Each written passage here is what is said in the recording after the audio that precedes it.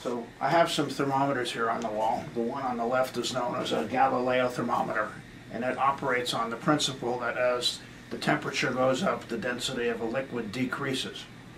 So as the temperature of the liquid here increases, the balls that are floating are not buoyed up as much as they were at a lower temperature, so they begin to sink. Each of the spheres has a brass weight attached to it, and those brass weights and the weight of the spheres have been carefully calibrated so that they will sink at the appropriate temperature. So the lowest floating sphere here reads 70 degrees, the highest sunken one reads 68 degrees. So if this is accurate, which it is, then the temperature in the room is somewhere between 68 and 70. If the temperature goes up, these start to sink, and eventually it will top out about 80 degrees when everything is sunk. This is a second thermometer, as you can see from the label. It has similarities and differences to the Galileo thermometer. They both have a sphere, but in the second thermometer, the one on the right, the sphere stops halfway down. It's relatively easy to get a sphere to float or to sink. It's much harder to get it to stop halfway down in the liquid.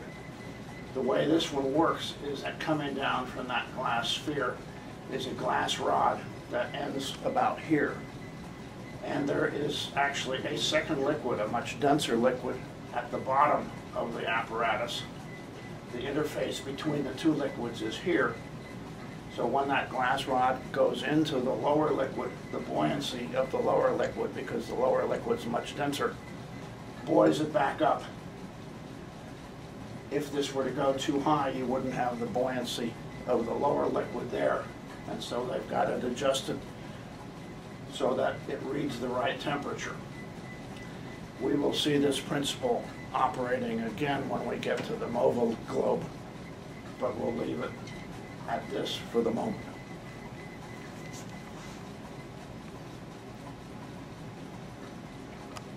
Okay. Yeah, that was good. This is another example of a Galileo thermometer. The main difference is that most Galileo thermometers have a colored liquid inside the spheres, and that usually gets bleached out or turned black by the sunlight over the course of years.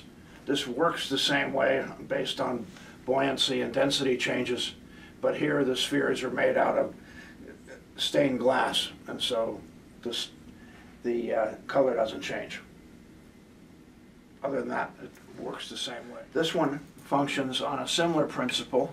The ball is floating not at the top and not at the bottom, somewhere in the middle. It's carefully adjusted so that the temperature reads 70 degrees, which is what the temperature in the room is. The mathematics that allow one to understand what's going on here are a little more complicated because this chain, this metal chain, its weights vary not in a unitary way, but more, let me just say that again. The effect of the weights are more complicated because the chain is attached to the back of the apparatus, so it's more of a continuum of weight changes rather than incremental ones like one sees in each sphere floating or sinking in a Galileo thermometer.